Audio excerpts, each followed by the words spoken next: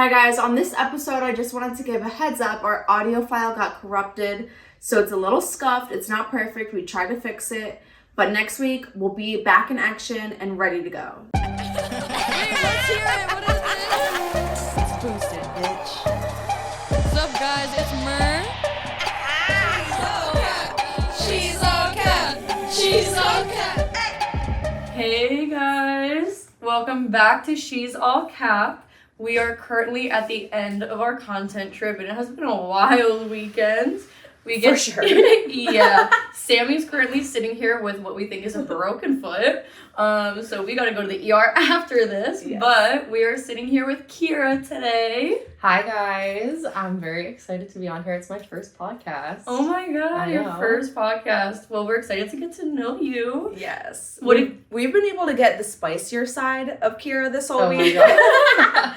And we got to get a little bit known to you, but what is like the biggest platform you have right now? Introduce like who you are, exactly what platforms you do. Okay. So I started bikini modeling on Instagram, which is down right now, as it does.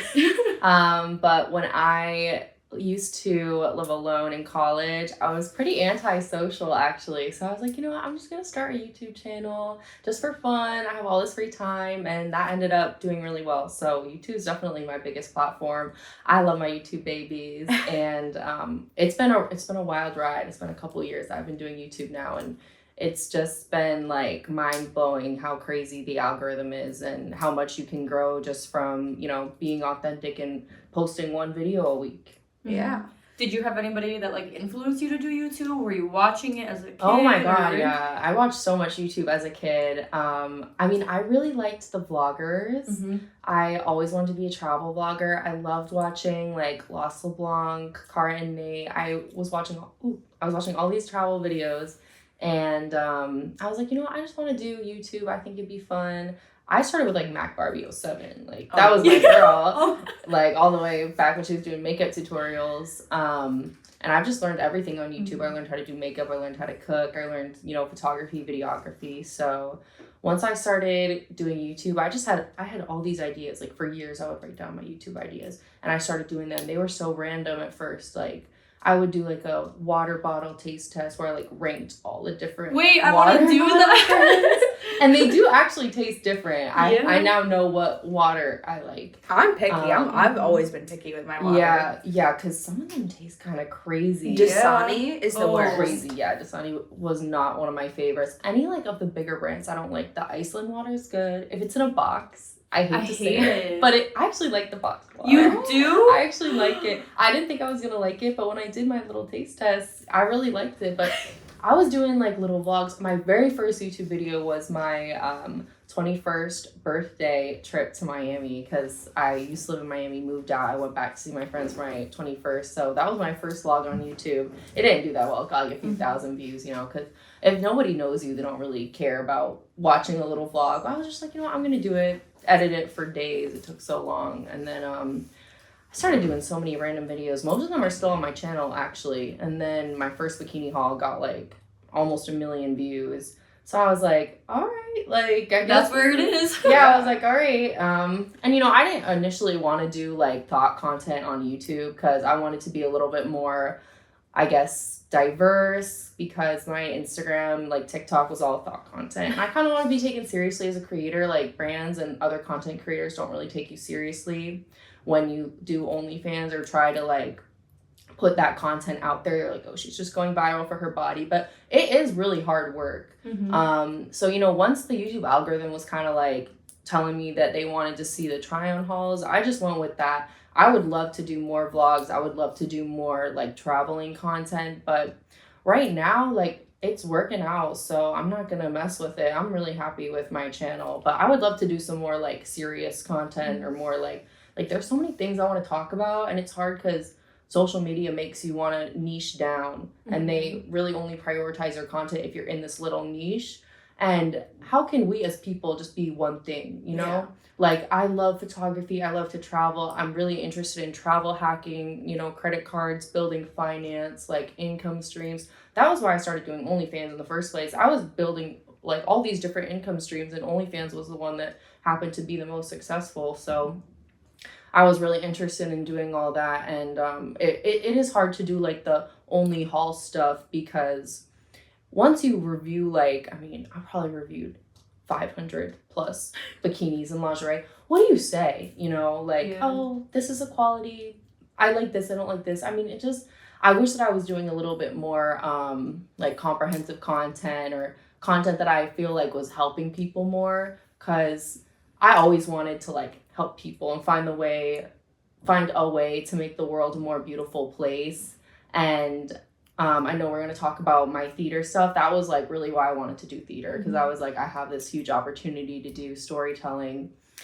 And so for YouTube and doing OnlyFans, like, it's great money, but it's hard because I feel like it's not fulfilling. It's really nice to meet people, but it doesn't like feed my soul and really feel like I'm making a difference. I'm lucky that I can, you know, with the resources I have from OnlyFans, I can help people, but I just wish that there was more that I could be doing in my career to be like creative, or like more contributing to society. Yeah, well, I feel like that's where YouTube like does come in, especially like growing up, like watching the makeup artists and everything. I feel like that's why you watch them, because it's like they like almost like talked to you, they like they related to you, you know, they told you can totally connect with people on YouTube in a way that you never would be able to. And I have certain fans on YouTube that comment on everything, and they're so supportive, and you know, they watch everything. So I see them too, like the ones who've commented on everything, they always reply to my tweets and stuff. I see that. Yeah, we have a few hard OG fans of the podcast, and like they're like the first ones to watch it. They're the first ones on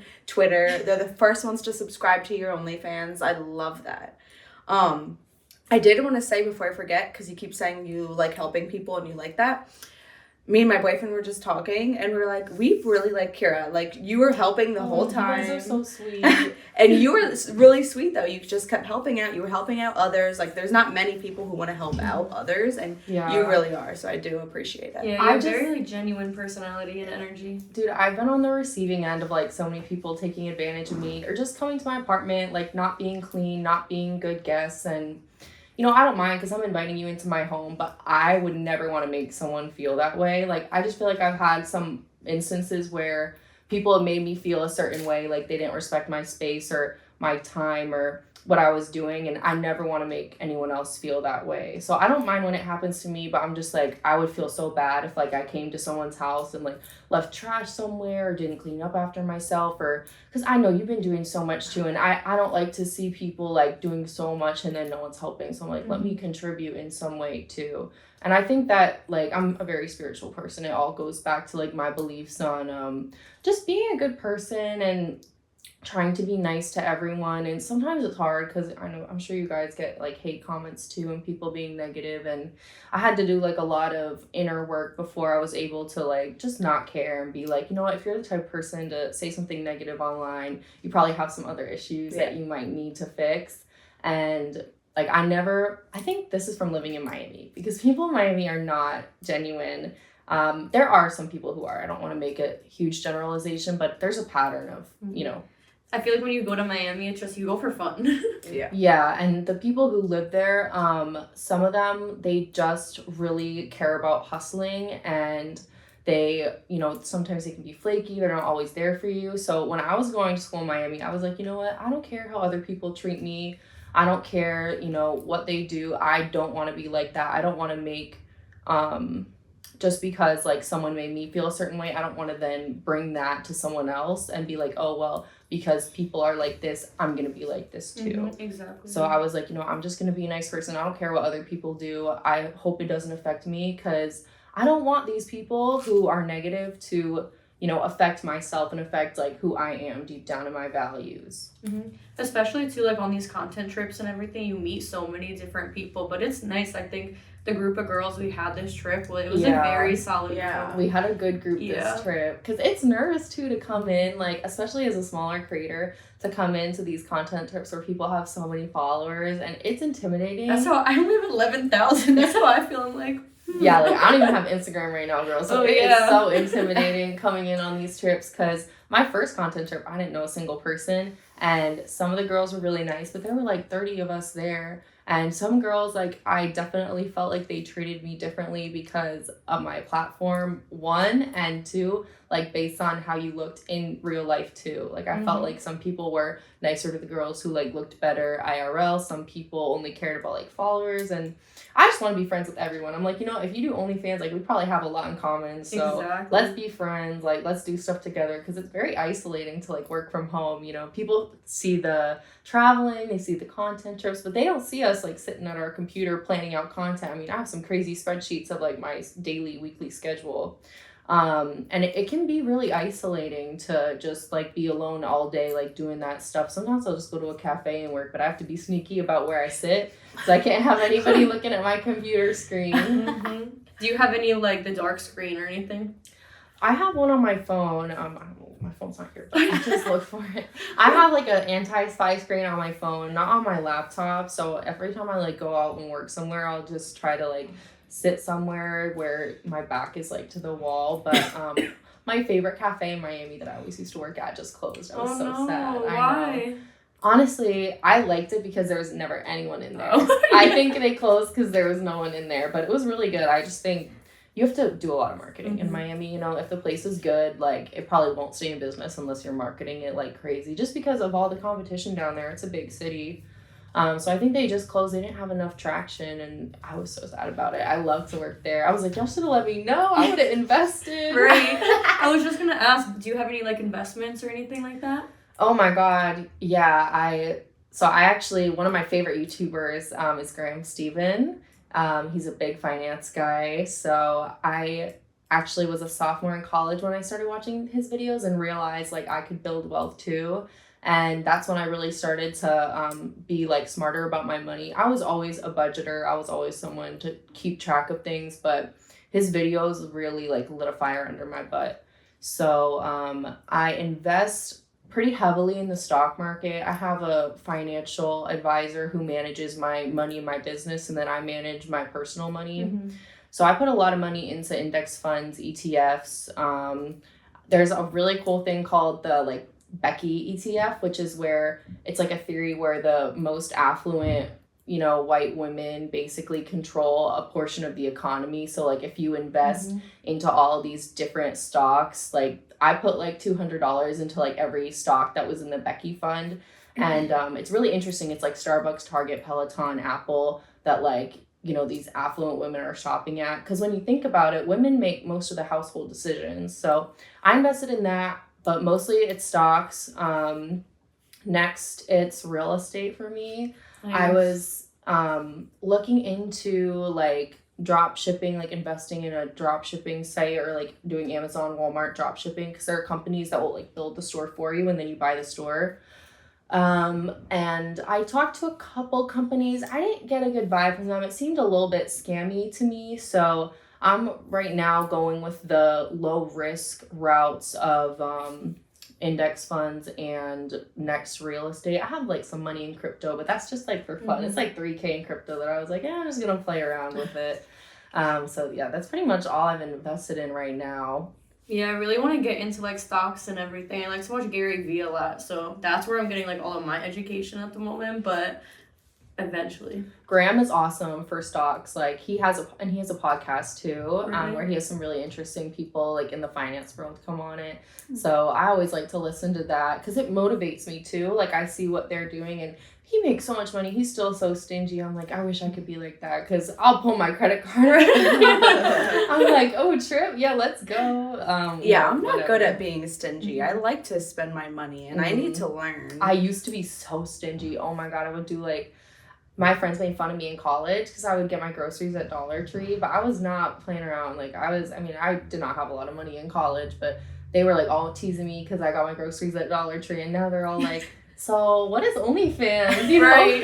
It's always that. Yeah, I know. Does your parents actually know about your OnlyFans by chance? Yeah, they do. Yeah. You know, I get a lot of the comments, like, fatherless activities, you know, on TikTok, whatever, but no, both of my parents know. I would say my mom is probably, like, more comfortable talking about it than my dad is. Like, my mom, like, knows everything. She doesn't care. She's like, I just think it's, you know, it's cool that you have the courage to not value like other people's opinions and just be successful. And she was like, you know, you feel more comfortable doing things for money than I do. And I think like part of her envies the like I don't give a fuck attitude that I have. And I'm so glad that my mom is cool with it. So I'm really close with both of my parents. My dad, he more just like, he doesn't talk about it. Like, he just kind of, like, tiptoes around the subject. We don't bring it up unless we have to.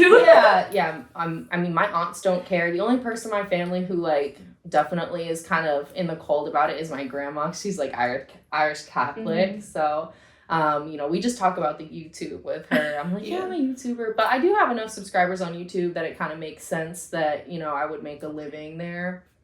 But yeah, my family's really cool with the OnlyFans. I've been doing it for a while, so I never had a like sit down conversation with them. I feel like they probably just found out, like they had my Instagram and stuff. They saw me posting my little booty pics. So I'm sure they're not stupid. They found out. And also it's like Kira moved to Miami in the middle of college in this apartment by herself downtown. You know, they're gonna put 2 and 2 together eventually. So did you drop out of college or did you get your degree? No, my college story is actually pretty crazy. I got my degree, graduated summa cum laude from U Memphis, but I basically like applied to was like 33 schools I applied to. Oh my god. Because the theater program is super competitive. So I applied to all these schools. I got into U Miami initially on the wait list, but I emailed them and I was like, please, I will come. Like, I really So that was wanna your go dream here. school? Once I toured, yeah. I knew I had to go there. Like, I just had a feeling there that I didn't have at any other school. So I went to U Miami for 2 years. And then my dad stopped paying for college because I was really depressed. It wasn't Miami. I was just depressed. I was stressed out from theater. I mean, it's like I had class from 8 a.m. and then rehearsal until 11 p.m. and then had to fit my homework in there somewhere in a social life. So it was really stressful and it was just a hard time. Like, I didn't have money. I didn't really feel like I fit in with the people at U Miami because my family is wealthy, but there's a different type of wealth at U Miami. So I went there for 2 years. I was depressed. I wanted to stay in Miami, but my dad stopped paying my tuition halfway through my sophomore year. He didn't even want me to go back for a second semester. So my mom, she literally put herself into debt to put me through school. Wow. So I will do anything for my mom. I was trying to pay her mortgage, but she's too proud to let me do that.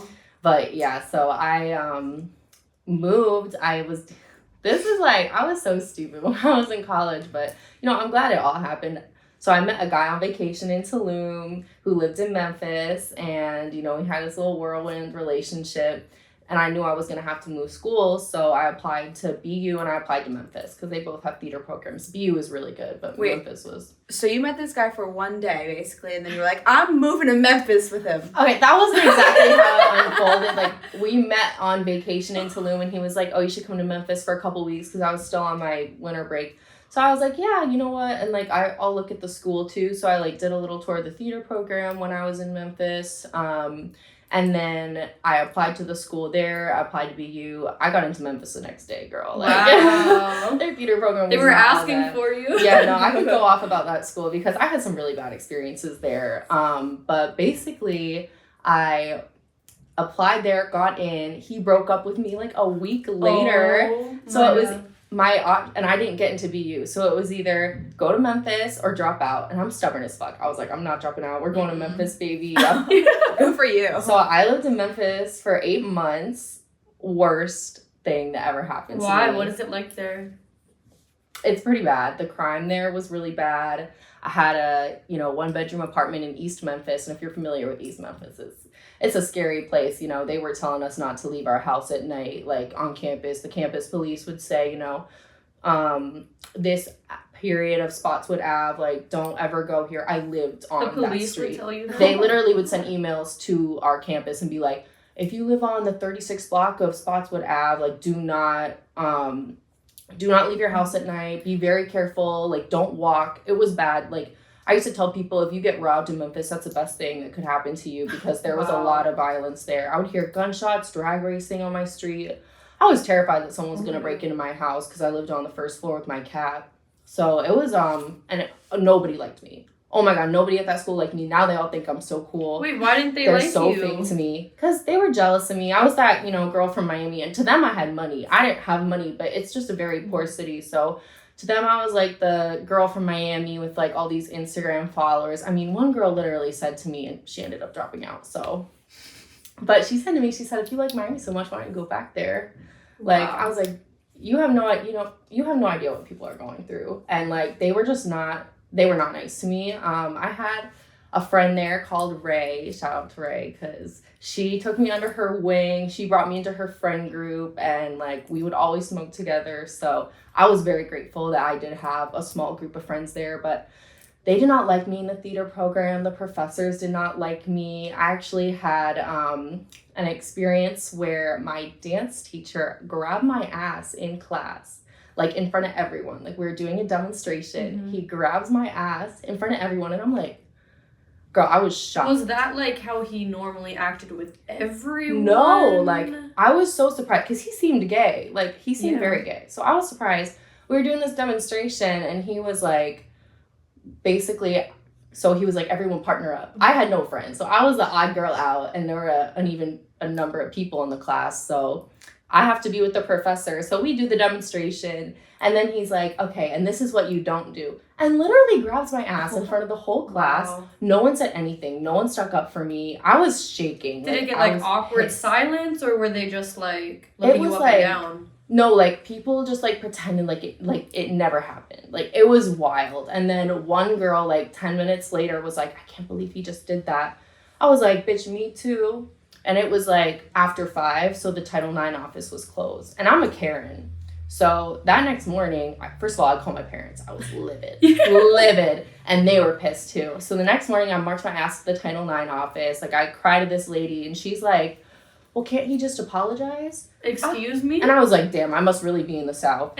They took me out of the class, not him. They took me out of the class. I said, and they wanted me to do some like jazz history class because it was a jazz dance class. So they wanted to take me out of the class, and then they wanted me to write a 3-page paper every week about jazz. And I went off. I was like, I feel like I'm getting punished for reporting this, like, blah, blah, blah. I was like, I want to A in this class. I never want to see him again, ever. Like, no meetings, no nothing. I can't believe he's still employed at this school. And you're also paying for school. Yes. Like, out of state, mind you. Right. Out of state. So I was like, fuck that. Like, I'm not going to this class. Y'all are going to give me an A. And after that, no one liked me. Like, all the professors acted so differently towards me. And I was just shocked because at UMiami, that never would have happened. I mean, you couldn't even touch someone, like even on the shoulder, without being like, can I touch your shoulder? Yeah. So it was a very difficult situation. And that was really tough. I stopped dancing for like 2 years after that. I could not go to a dance class. I would they made me go to dance class senior year, and I was like, I was on Zoom because COVID hit, thank God. Oh my God. I started getting spiritual when I was in Memphis. I remember sitting in my car after all this shit went down, having no friends, living in such a dangerous area, cockroaches all up in my apartment. I got back from December break and there were 30 roaches legs up in my apartment. Mm-hmm. What did you do? Mm-hmm. Oh, I cried. I literally it was midnight, got home, cleaned up all the roaches, took a video, sent it to my landlord, and I cried. And I remember sitting in my car alone in Memphis, and I was like, if there's anything out there at all, because I did not believe in anything. I was super atheist. If there's anything out there at all, please get me out of Memphis. Like, please, please, please, please. And then about maybe 2 months later, COVID hit.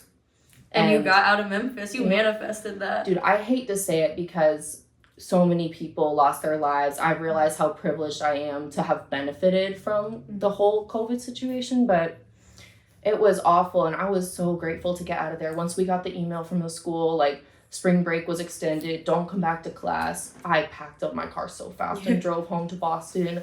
I lived in my mom's house in her basement for 8 months, and then by that time I had saved up enough money from, like, OnlyFans to move out.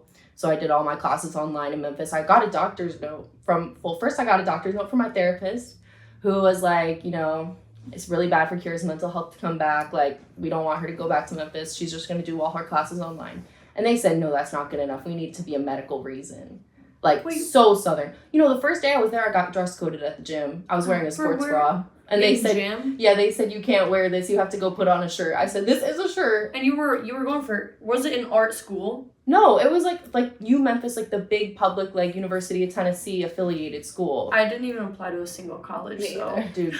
I have no idea. It was so ridiculous. So then that was just a whole experience. So I got a note from my doctor. I went to my doctor because in Boston, mental health is taken seriously. So I went to my doctor. Well, and I it was should be anywhere. I know. And I was like, girl, I cannot go back to this school. I was crying every day. I was calling my mom every day, like, I hate my life. Like, get me out of here. But I'm too stubborn to drop out. So my doctor gave me a note. All my classes were online. Thank God. But they made me take a dance class. And even then, I just was like off to the side. I would do like one exercise, try to show face, but I could not handle it. And even to this day, like, I've still gone back to dance, but it just sucks to lose all of that training. Like, I was a big dancer. I was dancing for years when I was doing theater. So I hated that I let him take that away from me. Like, that's how I felt. Yeah, I grew up a dancer. I used to dance like anywhere from 4 to 8 hours a day. And then I tore my hip my senior year. That's awful. Yeah, and that was like, I didn't have school friends. I had my dance friends. Like, that's where I fit in, was dance. And so then I tore my hip, and I was like, I don't know if it's the Capricorn in me, but I was like, I have 1 year left. I'm not quitting. And so I danced through it, and then I had to quit as soon as I was done. But it's like, that's how I let my emotion and stuff out, was dance. So it's so therapeutic. Yeah. You know, I love to dance. I was never the best dancer doing theater. You know, we got some crazy good girls, but it would always just made me so happy. That and singing. I'm not a good singer. Me but too. I love to sing. My poor boyfriend puts up with it. Sometimes I'll like sing on TikTok live, and they're giving me engagement because they're like, this shit sucks. I don't care. You're gonna listen. You're still on my live. So I love music. I love to dance. It's expression. Yeah, it's a huge part of, you know, my creative output. I need to be creative or I'll lose my freaking mind. Even if it's like visual art, painting, drawing, whatever. I tried everything when I was a kid. Like, bless my mom, she was paying for all of these lessons. I was like, I don't want to do softball anymore. I want to do lacrosse. Yeah. I want to play soccer. That's how I was too. I played baseball baseball? Wait, what's it called? Softball, yeah. So I played for a little bit and I got hit in the face. I was like, I'm done. Yeah, I was not good at softball. Softball was not. I was a lacrosse girl, actually. Before I started doing theater, I was a big lacrosse girl. I played a little bit of field hockey, and then I was like, you know what? I don't want to be at this public school where they think I'm weird for doing theater anymore. Because I went to Brookline High for 2 years, and I was like, I was the weird kid. I had all this acne. My parents wouldn't buy me an iPhone, so I had an iPad. So I got made fun of for having an iPad. I had made fun of for getting my acne. I was the weird theater kid. So I found out about this like school called Walnut Hill, which is basically a private performing arts high school. And I was like, oh my God, I need to go here. It's my home. I applied. I got in. My parents did not want to pay for it because we moved to Brookline for the schools. So they did not want to pay for it, but they could tell how miserable I was. And I was taking theater really seriously. So I went to Walnut Hill for the last 2 years of high school. And that was a dream. That was like my best school experience because there was such a small community there and everyone understood like the drive that it took to get to that school. Everybody, you know, what kind of parents wants to pay $50K a year to send their kid to art school? Right. You know, and I don't even do theater now. I would still say I use my degree, but, you know, we would always joke in theater, like, oh, if it doesn't work out, I'll just, you know, be a stripper, be a porn star. And here I am doing OnlyFans, which is kind of funny, but I wouldn't have it any other way.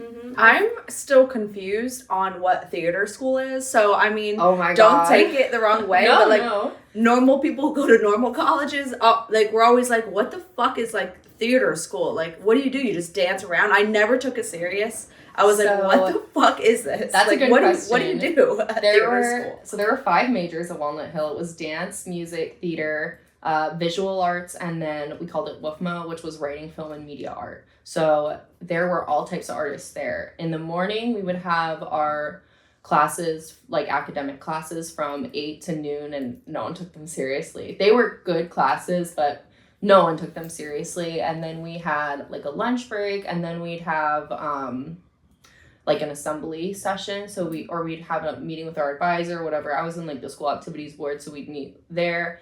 Like some sort of all community thing that everyone could participate in. And then we'd have our arts classes from like 2 p.m. until 5. So it was a pretty long day, and it was a boarding school. But see, you guys always say like these art classes. So art, to me, art is You're painting. Right. Okay. So you're painting for 5 hours? What do you do? Well, so I would have they had like a different. different building for every major pretty much. So they had a Wolfman building, a visual art building, a music building, a theater building, and a dance building. So I would usually have like a dance class or acting class or a musical theater class, which is basically you go and present a song in front of class, and then you work on like both the singing technique and the acting technique. But we would focus on the acting because we'd have our voice lessons every week. So you get a private voice lesson one-on-one with a teacher, do your warm-ups, work on your book, which is like all the songs that theater artists have on their repertoire to sing.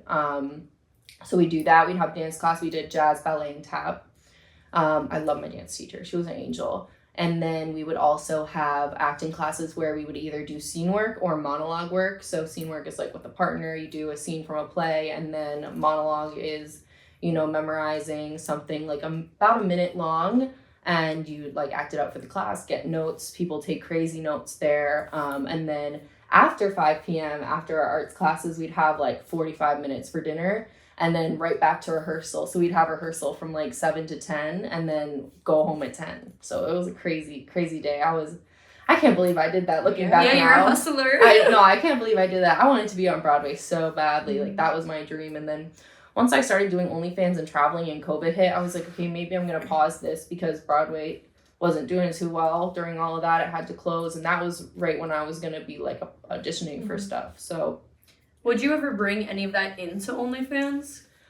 I mean, I think I do. Like, it's so hard to be, like, having that kind of sexual energy online without creating a persona for it. Like, I'm not completely authentic on OnlyFans and on social media in general as a way to protect myself because I don't really feel comfortable, like, truly being myself on OnlyFans because I'm not a very sexual person. So I do like making the content. It's done a lot for me, but I just feel like, you know, we all know like we're doing it for a hustle and that's fine. I'm happy. I love my subscribers. I do talk to them every day. I hop on my chats. You know, I monitor my page.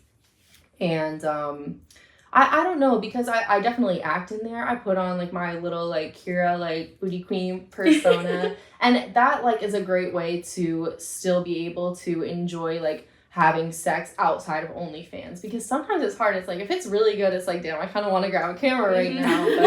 But yeah, so I would say like I'll do a little bit of acting for customs and stuff, and that's a great way for me to feel like I can still be creative too. Yeah. I had one guy who wanted me to sing for him. He paid me like for a custom to sing for him, and I was like, damn, I'm actually using my degree right now. What did you sing?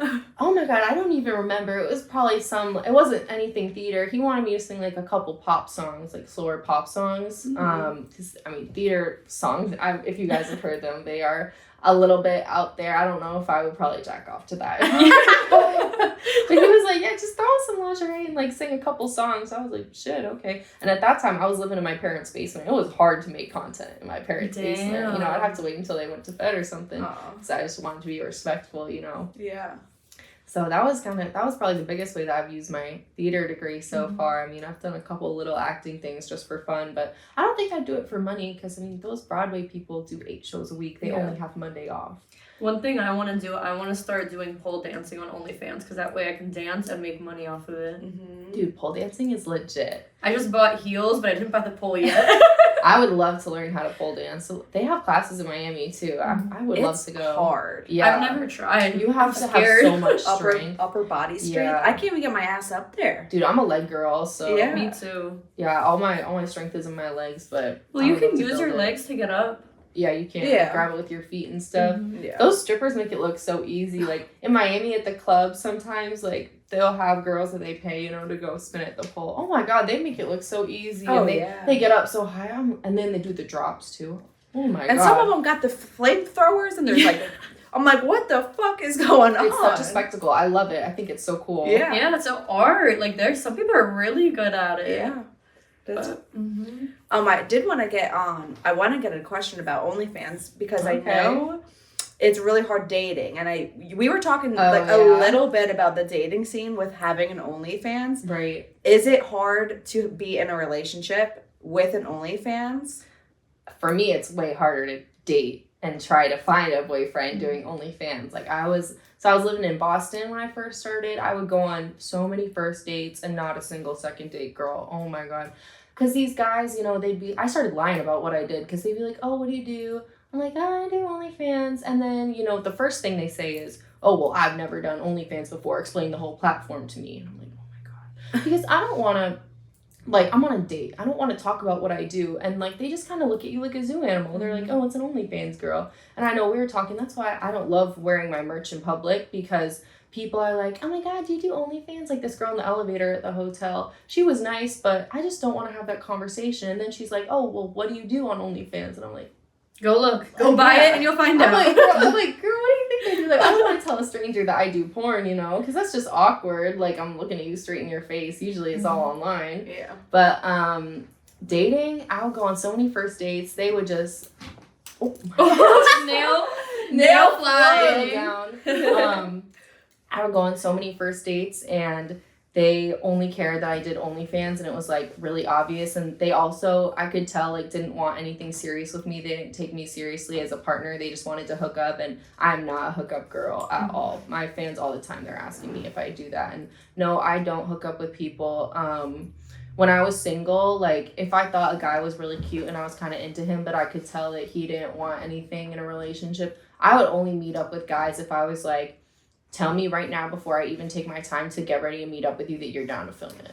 Like, I would make sure that they were down to film it, because I'm not wasting my time. I'm not having that little 30 minutes of awkward small talk before we fuck for you to just, like, be like, oh, no, I'm not comfortable filming. No, we're filming it. I don't care. So I would only meet up with guys to film it or to go on dates, but I just felt, like, so ostracized. And also, it's hard to, like, date normie guys. I call them civilians, because they don't really understand the lifestyle. And I also think, like, you have to be, like, a certain type of, like, chill person to do OnlyFans too, and, like, have your guard down. And not everyone is like that, you know? Like, a lot of people have, like, they want different things out of life. And I needed someone who can, you know, travel and, like, is interested in doing that, doesn't want to do the same thing every day. So then when I moved to Miami, and the dating scene there is tough too. I mean, I went on one date with this guy who said he was like 6 feet online, and I was like, damn, I must be 6 feet too, because we were the same damn height.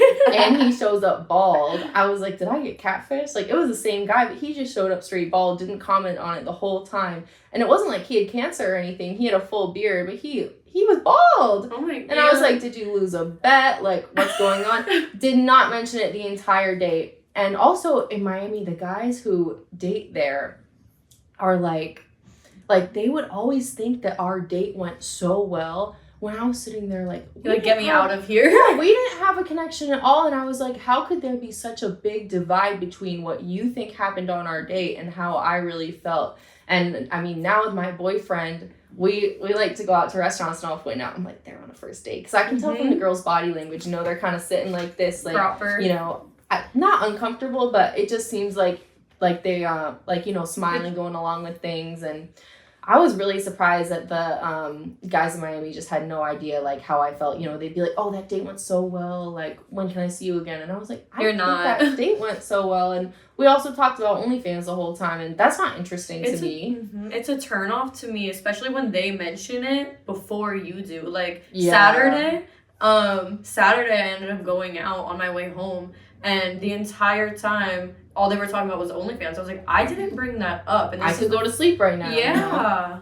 Literally. And I just think it's rude because, like, I know it's not conscious, but they just only see us as OnlyFans girls. You know, they don't realize that we're doing it for a reason. They think that, oh, because I do OnlyFans, like, I like to have sex and I like to hook up with a lot of people. And they make certain connections about, like, my personality or all of us and, you know, what we like to do. And I'm not that person. I do OnlyFans for money, you know, and I don't hate it. I'm grateful for what it does to me, but I'm not this outwardly sexual person that I think a lot of people think I am, because that's how I portray myself online to make money. And a lot of guys can't understand that. Yeah. And some of my subscribers do understand that, and they are very respectful of that. And, you know, I do like it when they speak to me like a person, because not all of them speak to me like a person. Yeah, I'm not an object.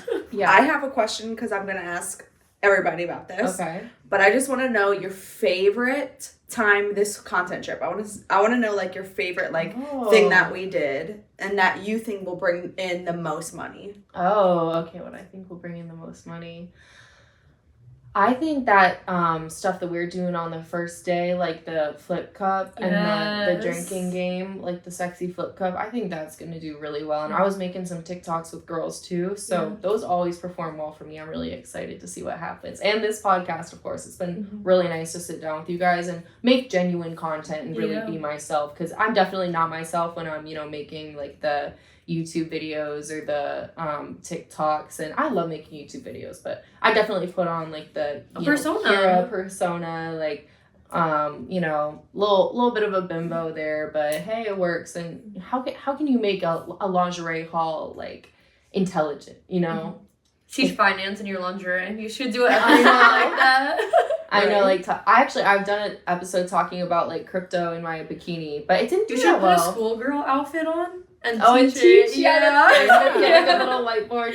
I'm so then interested in talking about finance. I tell my friends, I'm like, if y'all ever want to learn about credit card hacking, I got you, because I do all of that, girl. Like, I mean, I post a lot. I think people see, like, they think I have like, crazy spending habits because they see me posting first class and posting on all these trips. I'm barely paying for them. I do so much with points and credit cards, so that was great for me. I recently did Emirates first class, which I've been like glorifying on YouTube. What was that like? Oh my god, it was crazy. Like, it was so insane. I didn't even want to get off the plane, and I hate flying. Like, I used to have to take a Xanax before every flight, and I loved it. I did not want to get off that plane. They had like Dom Perignon, Vouv, like the nicest food. The staff was incredible. Like, the staff really made sure that everything was perfect. They made you real comfy. Oh yeah, real comfy. And those lay flat seats with the whole suite. Like, I had like 3 airplane windows to myself. It's a once in a lifetime experience. I think everyone should do it. I know how privileged that is to say, but you don't need to be making a lot of money. You can do it with credit card points. I did it with just my Amex points. Yeah, I feel like you're really smart with that. You said it was all free. Like, I needed some points of this. Dude, like, I'm happy to help. I always ask people because I don't, people have told me I should, do coaching for it and charge people for it. I'm just interested in it. I like to help people, and I feel like that's my way to contribute. So, I ask people, you have to decide, what do you spend the most money on and what do you want for free? Do you want airline upgrades? Do you want lounge access? Do you want free flights and hotels? What do you want to get out of this? And then I'll tell people the best cards to get. And I don't charge them. I just ask that they use my referral code because I get like 20,000 points or something every time someone signs up. Yeah. So it works out pretty well because it's like a win-win. And, it doesn't matter to me what credit card you get because I'm going to get referral points anyway. So I'll give you the best advice that I can. But I just think finance is interesting. I think some of my civilian friends who don't make OnlyFans money, I feel like they just take it like, oh, Kira's just talking about how much money she has. I'm like, no, it's so interesting. Yeah. Those people are also low-key haters, I feel. Yeah. They're always saying, I don't get it. No, you do get it. It's just that you're being a hater. Yeah. Like, a lot of my college friends, they saw how I came up, and I feel like they expect me to like do things and pay for them sometimes. And I do take care of them sometimes, but I don't take care of the ones who I can tell expect it, because they saw every little thing that I did. They saw every shoot that I was going to on the weekends. They saw me when I started my OnlyFans. They saw me when I started my YouTube. You could have done all of that and you chose not to. There's nothing wrong with it. I know it's not for everyone, but they saw it. They saw that's how I made my money. They could have done it too if that's how they wanted to go about coming up. Mm-hmm. Yeah, well, that's the thing too, especially as your friend, they're seeing that it's work. They're not seeing that it's this luxury thing, I mean, it comes with a lot of luxuries, but again, you're hustling for that. It's a lot of hard work. Dude, some OnlyFans girls do a whole lot of nothing, and I'm very envious of how they make their money just sitting, posting on TikTok, whatever. I don't understand it. I've always been someone to be a hustler and to, push my numbers up. I feel like my productivity is directly related to my income, which is a good and a bad thing. It's nice to be paid for my results and not my time, but then again, there is a bigger pressure to work really hard. Because you seem very dedicated. Mm-hmm. You are inspiring me right now to get a calendar and dude, you need a chip on your shoulder. I had to go through all that crap in Memphis to be grateful for what I have today. And I wouldn't change a thing. I know people used to ask me, if you had known everything that was going to happen in Memphis, would you still have gone? And I say yes every time, because it did make me who I am today. I think I'd be probably a little bit more of a spoiled brat if I just got all this money out of nowhere and, didn't come from anything. Mm-hmm. Wow. I feel like all of us have a little story. Like a lot of the OnlyFans girls have crazy stories. Like we are real people, and people don't realize that. OnlyFans finds you for sure. For For sure. me, everyone was telling me to make one, and I was like, I don't think anyone's gonna pay for that. Oh my god, I was tripping. I think I made like $1,000 my first day on OnlyFans, and I didn't have a big platform back then. What's the first thing you put out, or what were you doing on your first day? I was just doing nudes without my face in it, and I was doing that for months when I first started, and then my friends started making like $15K a month doing solo videos, and I was like, I would like $15K a month. So I started doing solo videos too without my face in it, and then once I moved to Miami, I started putting my face and stuff and doing sex tapes because that was what people wanted to see. And, you know, I'll always listen to my fans. I know some girls have hard limits, but for me, there's a price on anything. Like this one guy asked me to, I don't know if I will want to repeat this, but this one guy asked me to stuff my underwear in my asshole while I was masturbating and then send me the underwear. That was the wildest request I ever got. So I quoted him $1,500 for that. He didn't have the money to cough it up because some guys ask for content and they're just like jacking off, like thinking about you having that conversation with them. Like they just want to sext about it.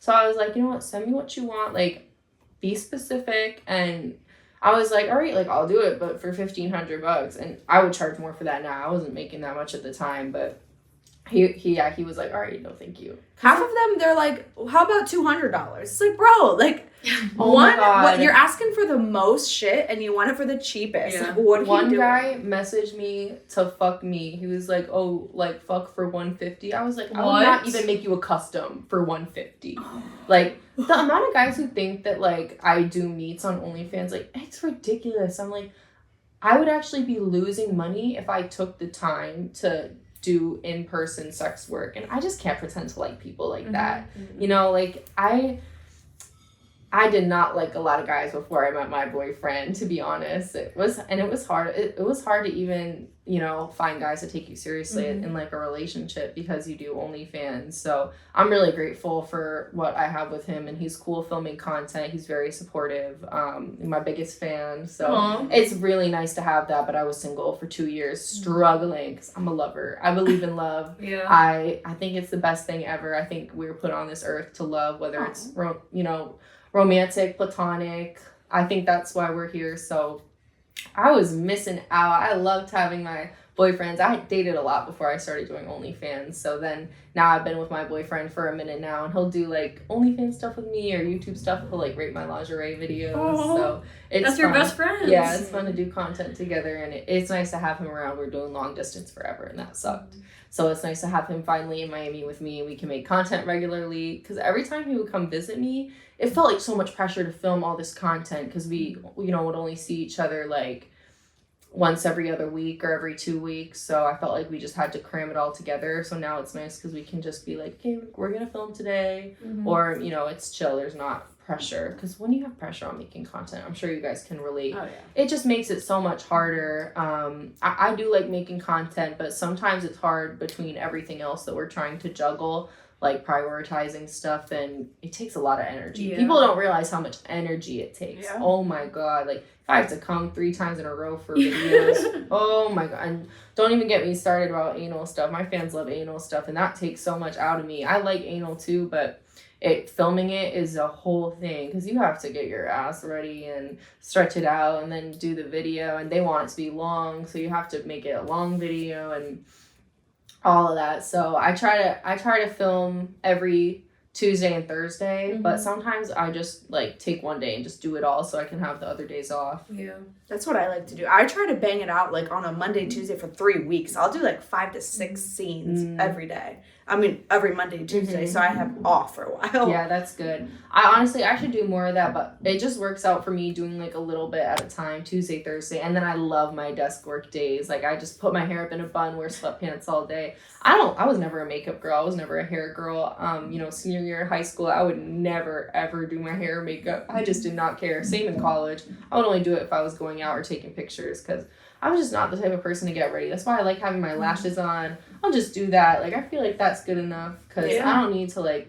I love those lashes. I know. My girl is so good. Shout out to they're Alexia. not strips. No, they're not strips. Oh my god, I thought they were. Lovey Beauty on Wow. Instagram. She's great. We're like friends now because I've been going to her for almost almost 2 years. That's but how we she's met. great. Yeah. Yeah. Us for lash tech. No, I was gonna ask. Yeah. Yeah, your lashes look good too. Thank I see. you. Do you do yours yourself? No, I have 4 employees that do them, so I just flop between Okay, them. okay, Yeah. entrepreneur. I see Yeah. you. Yeah. I love that. Thank you. Thank you. Yeah, my girls are really good. I love them. Yeah. I need a fill, so don't look at mine right now. But. And now I'm gonna have to cancel my appointment. You might have to come here because I can't I drive. can't. I work 212s. Fuck. I might have to be lashless. I can't drive. Oh shit. Where's your studio? Is it far? No, it's like 25 minutes. Okay, yeah, but far if your Yeah. ankle's Yeah. fucked up. Yeah. Sick. My life. One of the girls will fill you. Yeah. They'll come here. Yeah. Yeah. Do you offer travel appointments? Because you could tack on a pretty no. good price for traveling. Well, it's also hard to travel with the glue because it's like so many different humidities. Your lashes, like I used to do their lashes here, and they don't last as long because it's like you're Oh. taking the glue from inside to the car to now the air conditioning to the. It's really bad for I the didn't know glue. it was that sensitive. Yeah. That's so interesting. Yeah. I could see the difference if it's at the salon or at my house. Mm. They don't last as long as here. It's so weird. I noticed that if my artist opens a new bottle of glue right like around the time of my appointment, my lashes will last like 5 weeks versus like I don't wait that long to get them filled, but if I'm going on like a month trip I will. Versus like, you know, if it's been open for like a week, I've noticed that they fall out a little bit faster. Yeah. It also depends in like the humidity of the room and everything like that. But glue you're supposed to get every 3 weeks. That's when it expires. So it definitely you want to replenish it Mhm. pretty often. So interesting, like how much goes into lashes lasting and stuff. Yeah. It's like a whole science. Yeah. Yeah, it is. Sometimes, especially over summer, it's hard. Lashing is a lot harder than people think it is because it's like sometimes they'll just it doesn't happen often, but out of nowhere sometimes somebody will just call and be like, I got my lashes done yesterday, they fell overnight, and I'm like, I don't know what to tell you. Oh my Chances God. They are probably got them wet or something. Mhm. They're Or, like, like, washing their face and not careful about it. rub them in their sleep, Mhm. anything, or if the glue is affected so heavily, or if it's thunderstorming one day, I'll tell my clients like, okay, like your lashes are gonna take a little bit longer to dry or something like be very careful Mhm. right now. I used to wear goggles in the shower. I did not play. Back when I had no money and I was still getting my lashes done, I was not playing. They were all staying put. So I'd wear goggles in the shower, look crazy. That's hilarious. Dude, I like went over to this new guy's house, like hooked up with him, got in the shower, got my goggles. I didn't give a fuck. You Yo. can get your you're supposed to get your lashes wet. Even the first day you can. Water Yeah, cures I do it. it. I had back then, I just knew nothing. I was like, I'm not even gonna try. I'm just gonna wear my goggles.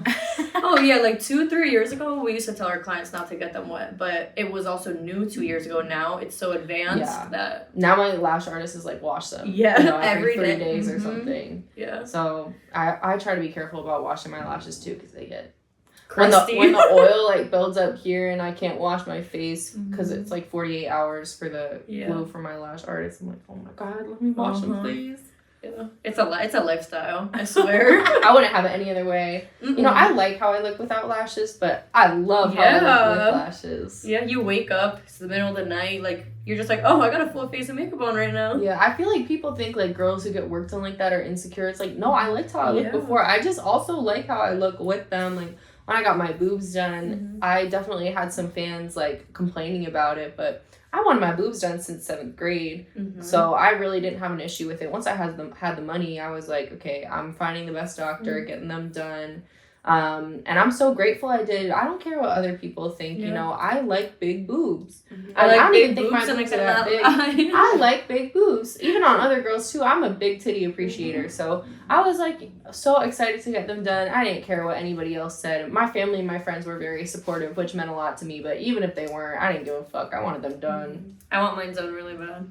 It's worth it. Like, it was just such a crazy feeling like the thing that I was most insecure about was suddenly one of my favorite parts of my body. It was such a good feeling. Isn't that crazy though? I feel like that's where starting to get cosmetics and stuff done is like That's where it gets dangerous. yeah, like as soon as I started to get my lips done, I was like, oh, now I want Botox, now I want filler here, my nose and everything. And I feel like as soon as I got my boobs done, I'd be like, oh, now I'm getting my ass done. Or something. Yeah. Once I got my boobs done, actually, it made me stop. I got filler in my lips. I got filler in my under eye. And I like how they turned out. My girl Miami's really good. But it's hard because, like, the girls who overdo it then make the girls who just get a little bit of it look bad. Because I feel like people could never tell if I had work done on my face. But the girls who then get them done put such a bad stigma on it because I don't even understand how some doctors will like work on them, because if your lips are already a certain size, you don't need another syringe, girl. You look beautiful. Well, also I think it's more Miami too. Yeah, like it's I know super our Miami. girl will be like, no, Yeah, I'm not doing 2 that's why I syringes. love her so much. Mhm. She tells me Yeah. no more than she tells me yes. I'm like, I appreciate that. You are the professional, Right. and this is your job. I stare at myself.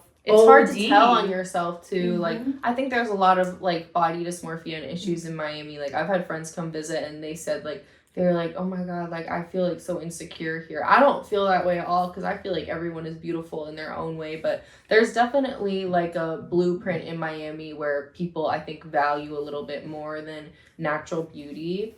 And I don't think there's anything wrong with that. That's just the culture down there. But I was like, okay, after my boobs, I'm done getting work done, because it's a dangerous road to go down. You know, once you get a couple things done, you start feeling good about it.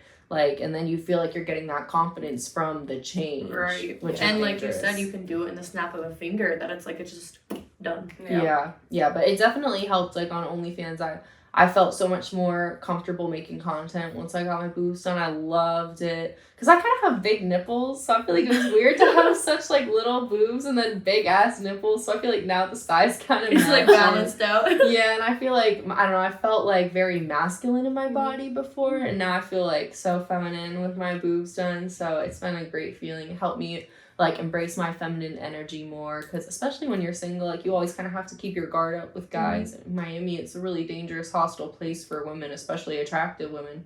So it was just like hard to keep my guard up there, and now I just feel so much more feminine, and like I don't always have to be looking over my shoulder for guys or whatever, because it's hard. Like I can't even walk down the street without getting harassed. I mean, sometimes it sucks. It's like I just want to take an Uber or take a walk in my neighborhood and just not be bothered by men, because it's like I don't know where you're gonna stop. You know, maybe you think all you're gonna do is just say something to me, but I don't know, you know, what you're gonna say to me, and I don't know how far you're gonna take it. So I just try to ignore people. I don't even talk back. I just try to pretend like they don't exist, you know, don't even make eye contact, because I mean, in Boston, no one talks to me. Boston's the one place I can walk down the street and no, people might stare, but oh my god, they will not speak to me. So I feel so comfortable walking around there.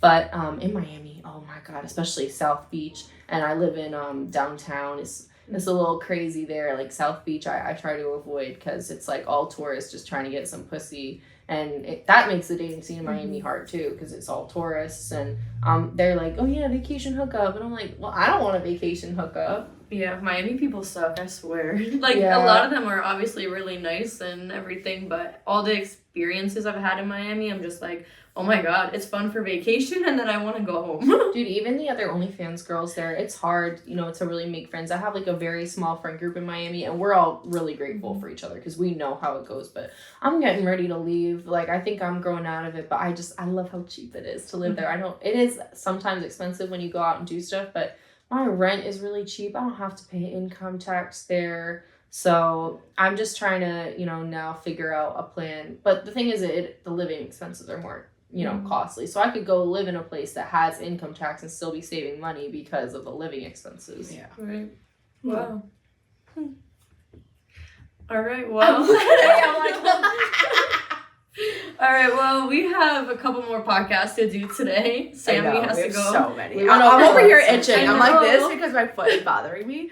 I just need a little break. But this is a good ending, I guess you would say. We have lots to do. You're here for a couple more hours, so yes, I am. we're gonna try to get some content in before you leave. Subscribe to our OnlyFans. We already filmed some good content in the podcast. For sure. Yeah, there's gonna be a lot of fun stuff on those pages. I have a crazy vlog coming, so there will I'm be a lot of excited content to for everyone. see. Yeah, I want to look at your YouTube. I love YouTube. And I haven't seen Bounce House content out there, so I think that our group of girls will have like the first. I have not seen like OnlyFans. That was such a good idea. Was that your idea? Yeah, that was a really good idea, and it was just fun. I'm a little kid. I love doing kid stuff, playing hide and seek, laser tag. Wait, do you ever play hide and seek in the dark? No, I never It's have. so much fun. It's so That much fun. would be like such a funny YouTube video or something. would. We I always used to watch put- Mr. Beast like hide and seek videos. I think he's such a good creator. He is. We used to put Purge music on, turn off the lights, and play hide and seek Oh in my the dark. God. At like 3 a.m. No. all Oh drunk my as god, no. fuck. I believe in ghosts. That would scare the shit out I'd of me. cry. Oh, it was I would scary. play pranks on people probably. Yeah, I know. I'd send Annie out. Right. Go get him. Right. I think I'm more scared of Annie than I am of ghosts. Yeah. But so if you guys want to see some after hours Yes. hide and seek, you know where to find it. But all right, guys, we are logging off. Thank you so much Thank you for for joining. Thank you guys. This was so much fun. It was was- really nice to sit down and be authentic with the fans Yeah. and talk about some stuff that I don't think you would, usually find out about me if I hadn't come here. Yeah, I've learned a few things. Yeah. I'm sure your fans are gonna love it. So, Yeah, I hope they do. I hope your fans like it too. Oh, they will. They will. and if you need any customs of Kira singing, she got you. Oh, yes. Yeah. Can you plug in your social medias? Right now, her Instagram is down, but it's coming back soon. Yes, Instagram, Kira Shannon _ my new Instagram, Kira Shannon TV, and then my TikTok is Kira Slaps, and my YouTube is just Kira Shannon, so go look me up. Please go follow her. Follow She's All Cap, and stay tuned for the next episode. Bye. Bye, guys. Bye. Hey,